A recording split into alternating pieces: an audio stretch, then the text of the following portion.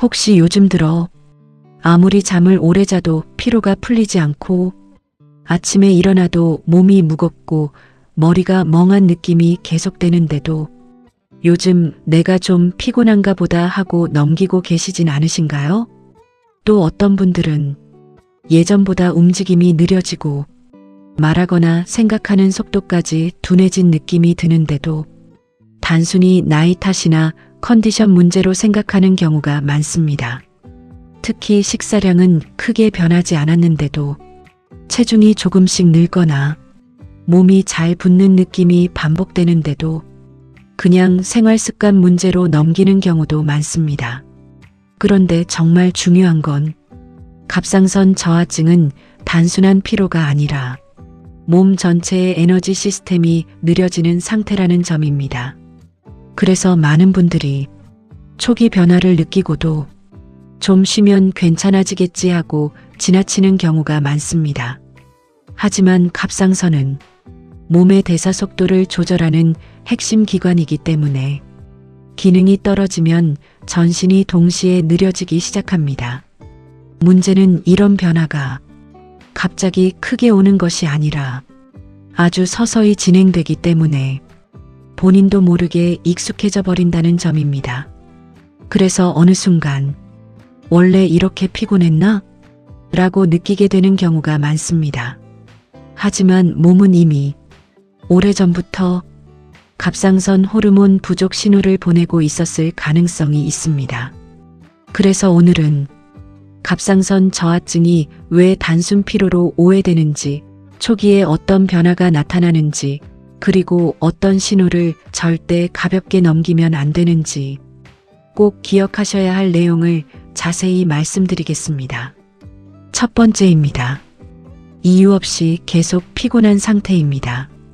갑상선 저하증의 가장 대표적인 신호는 지속적인 피로입니다.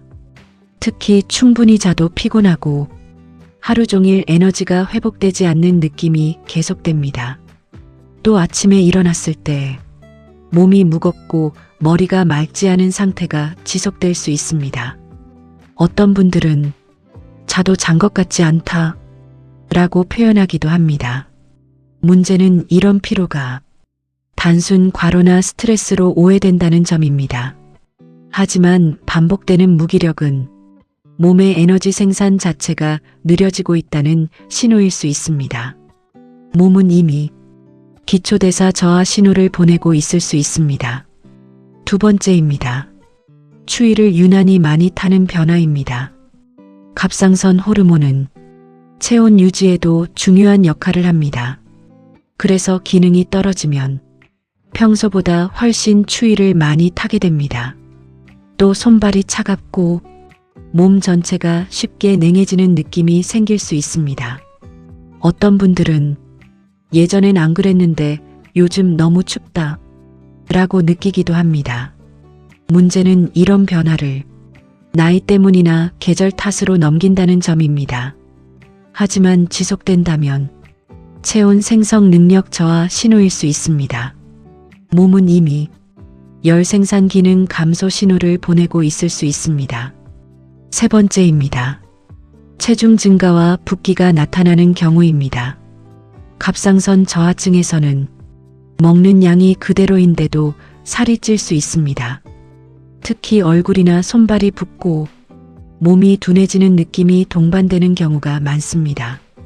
또 움직임이 느려지고 전체적으로 몸이 무거워지는 느낌이 생깁니다. 어떤 분들은 살이 찐 게 아니라 부은 것 같다 라고 표현하기도 합니다. 문제는 이런 변화가 생활 습관 탓으로만 생각된다는 점입니다. 하지만 반복되는 체중 변화는 호르몬 균형 이상 신호일 수 있습니다. 몸은 이미 대사 속도 저하 신호를 보내고 있을 수 있습니다. 네 번째입니다. 머리가 둔해지고 기억력이 떨어지는 느낌입니다. 갑상선 기능이 떨어지면 뇌 에너지 공급에도 영향을 줄 수 있습니다. 그래서 집중이 잘 안 되고 생각이 느려지는 느낌이 생길 수 있습니다. 또 말이 잘 안 떠오르거나 깜빡깜빡하는 일이 늘어날 수 있습니다. 어떤 분들은 머리가 예전 같지 않다 라고 느끼기도 합니다. 문제는 이런 증상이 스트레스나 나이 탓으로 오해된다는 점입니다. 하지만 지속된다면 뇌대사 저하 신호일 수 있습니다. 몸은 이미 인지 기능 변화 신호를 보내고 있을 수 있습니다. 5번째입니다. 우울감과 의욕 저하가 생기는 경우입니다. 갑상선 저하증은 감정 상태에도 영향을 줍니다. 특히 이유 없이 의욕이 떨어지고 아무것도 하기 싫은 상태가 지속될 수 있습니다. 또 평소 좋아하던 일에도 흥미가 줄어드는 경우가 많습니다. 어떤 분들은 그냥 모든 게 귀찮다 라고 느끼기도 합니다. 문제는 이런 변화가 심리 문제로만 오해된다는 점입니다. 하지만 실제로는 호르몬 부족으로 인한 뇌신경 변화일 수 있습니다. 몸은 이미 신경 전달 균형 이상 신호를 보내고 있을 수 있습니다. 6번째입니다. 심박수 감소와 변비가 함께 오는 경우입니다. 갑상선 기능이 떨어지면 몸 전체 속도가 느려집니다. 그래서 심장이 느리게 뛰거나 맥박이 약하게 느껴질 수 있습니다.